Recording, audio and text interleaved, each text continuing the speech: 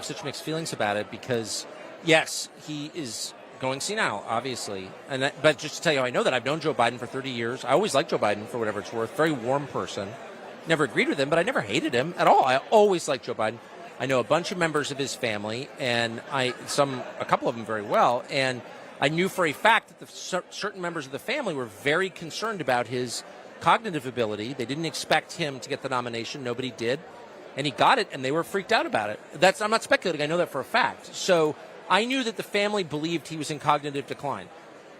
So there's that, and that's news. That's news. On the other hand, I'm a human being. I'm 52.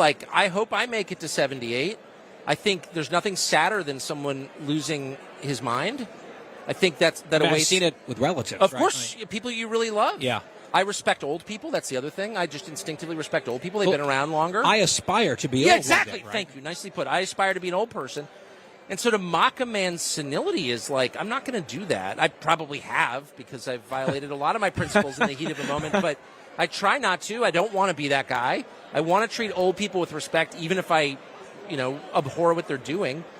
And so I'm not coming out every night saying he's a vegetable. Well, first of all, he's not a vegetable, but he is in decline. Look, pull up tape from Joe Biden 4 years ago. It's a totally different man. So everybody knows it. I would just say as a political matter, I felt that his obvious, whatever you want to call it, the fact he was slowing down was one of the reasons he got elected because he seemed non-threatening. Mm-hmm. So he might be a little punchy. He's clearly not on his game. Whatever however but you kind want of to safe, that. normal. Safe. Thank you. That's the word, safe. And I got that. I totally understood that. I know why people voted for Biden. I definitely do. I'm not mocking them for voting for him. They were exhausted by Trump.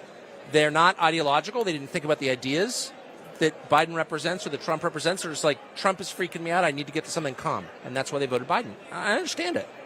What we didn't understand is that Biden would be immediately taken over and used as a vessel by people who really have a hard ideological agenda that is... Yeah. How safe is it feeling right now? Not at all. And, if Biden had come in and done things I disagree with, raised taxes or kept troops in Syria, I would have complained about it because I don't agree with those things. However, I wouldn't have been afraid.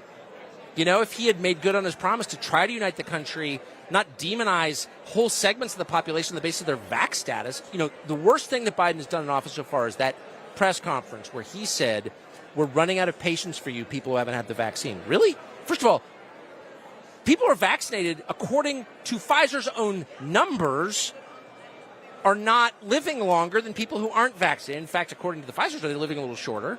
They also are, according to the actual studies, slightly more likely to pass on the virus. So, I'm not saying there's no benefit to the vaccine. I'm not saying that. What I am saying is there's no basis upon which to demonize people who haven't been vaccinated and blame them for the freaking pandemic. That's totally evil that he did. That was totally evil. Talk about dividing the country. That's the worst thing I've ever seen a president do. I'm still mad about it. And no one wants to talk about the vaccines because, you don't want to be an anti-vaxxer. Well, I'm not an anti-vaxxer. I've had 1 million vaccines. I'll probably have many more. My kids have had vaccines. But that is wrong. That is totally wrong. You cannot force people to take medical treatment against their will, period. Period. Not in this country. Because why would we stop with corona?